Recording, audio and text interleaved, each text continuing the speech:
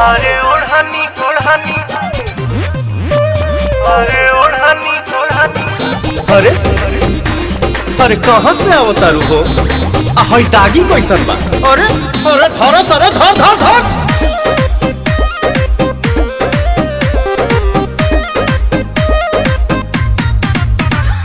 काहे पीछा पड़ल बड़ा हमारे पमरल बड़ा माथा फूकी पिया तारा दूध से काचल बड़ा।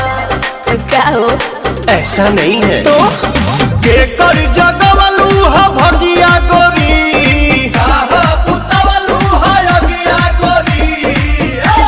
तो हरी हरी ओढ़नी तो हर छूटल कवन बगिया ए गोरी। तो हरी हरी ओढ़नी तो हर छूटल कवन बगिया ए गोरी। अरे काहे बताई?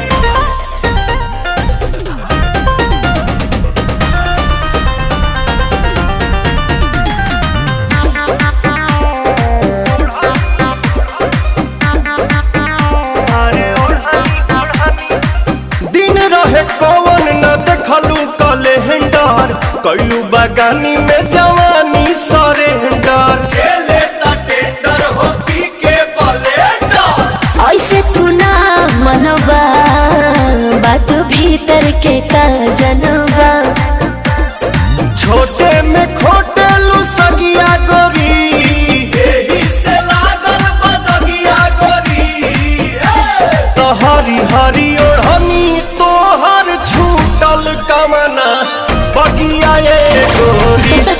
अच्छा हरी ओढ़नी तो हर छूटल कमना बगिया ए गोरी।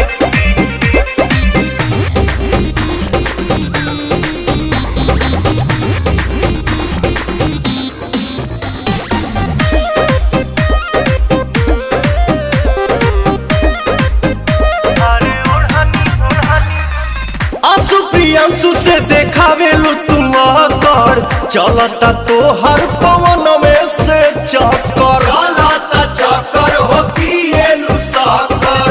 भेद जन खोला हो चाहे का बोला हो। तुअरे के बुझलू पलंगिया गोरी, काटेल टाइल अलंगिया गोरी। तो हरी हरी ओढ़नी तो हर छूटल कवना बगिया ए गोरी। तो हरी हरी ओढ़नी तो हर छूटल कवना बगिया ए गोरी। बाद में बताऊंगी।